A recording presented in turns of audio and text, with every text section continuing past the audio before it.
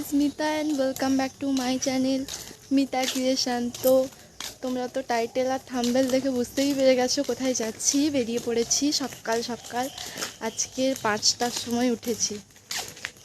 তো অনেক দিন পর ভোর ভোর উঠলাম। হ্যাঁ, কোথায় মিথ্যে কথা বললাম? ওই 5টায়, মানে 5:18, মানে ওটা 5টা নয়।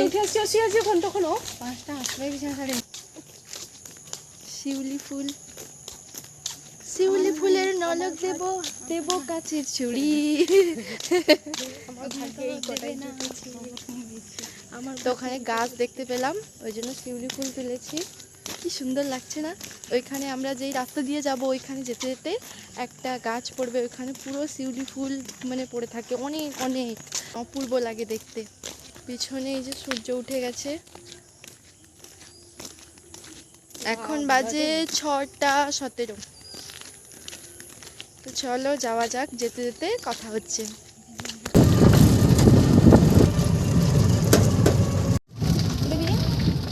এখানে আমরা নেমেছি, এই যে কত শিউলি ফুল পড়েছে দেখতে পাচ্ছ, কি সুন্দর লাগছে। আমার পার্সোনালি কিন্তু শিউলি ফুল ভীষণ ভীষণ ভাল লাগে। কত শিউলি ফুল শুধু দেখো।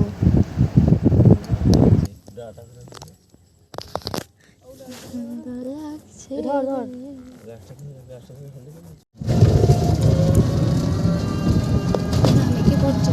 কি সুন্দর লাগছে দেখো।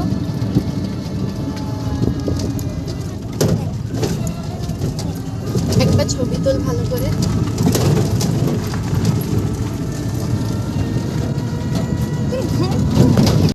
আমরা এখন চলে এসেছি তেরোপক্ষে খেয়াঘাটে, আর এই খেয়াটা পেরিয়ে আমাদেরকে যেতে হবে মহিষাদল। তো চলো, একদম চড়া পড়ে গেছে দেখতে পাচ্ছি দূর থেকে। খেয়াতে তো আমরা উঠেই পড়েছি, তারপরে আমরা কি বেয়াদবিগুলো করছি দেখো। এই যে দিদি ফুলগুলো কাগজের মধ্যে রেখেছিল, আর আমরা সেগুলোকে নদীতে ফেলে ফেলে আসছি। আর মজাটা তো এইবার হবে, যখন আমরা ওপাশে নৌকা থেকে নামবো তখনই মজাটা হবে, শুধু দেখতে থাকো। ওপাশে কিন্তু চড়া পড়ে গেছে, যদিও আমরা ওপাশে গিয়ে দেখতে পেলাম যে এতটাও চড়া পড়েনি, মানে একটু গোড়ালি থেকে জল, তো মোটামুটি পেরিয়ে যাওয়া যাবে, কিন্তু অনেকটা আমাদেরকে হেঁটে হেঁটে যেতে হয়েছে বাস স্ট্যান্ড অবধি।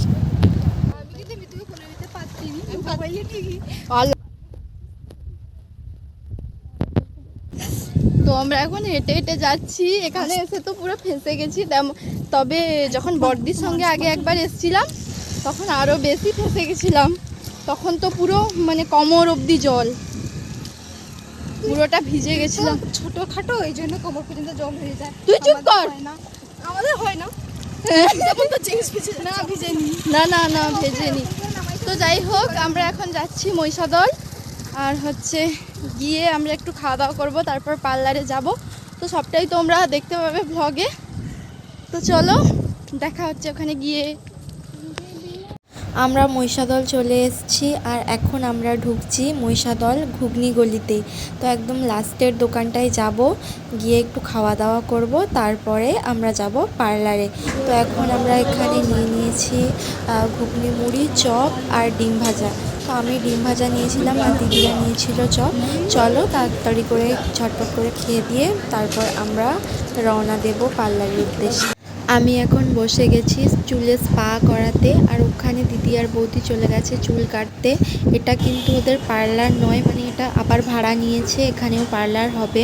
তো এখানে ফাঁকা আছে তাই আমাকে বসিয়েছে, পাশাপাশি ওদের দুটো পার্লার, সেখানে পুরো ভিড় হয়ে গেছে। আর আমি এখন করাচ্ছি স্ট্রেক্সের হেয়ার স্পা, আর একটু বাদেই আমার স্পা হয়ে গেলে আমি যাব চুল কাটতে। আমি করেছিলাম আজকের সামনের দিকে লেয়ার কাট করিয়েছিলাম, আর পেছনে করেছিলাম ডিবিউ। আর এই যে দেখো বৌদি কীভাবে ভিডিও ক্লিপটা নিচ্ছে, একটু পরেই দেখতে পাবে।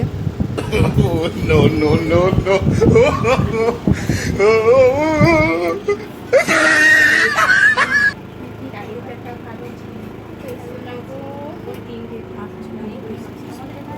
পার্লার থেকে বেরিয়ে এখন আমরা চলে এসেছি পাঞ্জাবি কিনতে।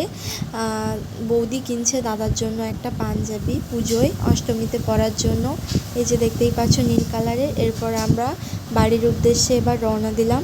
মাঝখানে একবার একটু দাঁড়াতে হবে, ওখানে একটু দরকার আছে। তারপর আমরা সোজা যাব বাড়ি। আর বাড়ি গিয়ে আমি তোমাদেরকে দেখাচ্ছি যে চুলটা কীরকম কেটেছি না কেটেছি। তোমরা এখনই দেখতে পাচ্ছ যদিও, তাও বাড়ি গিয়ে তোমাদেরকে দেখাচ্ছি। চুলটা দেখা একবার, পেছন থেকে দেখা।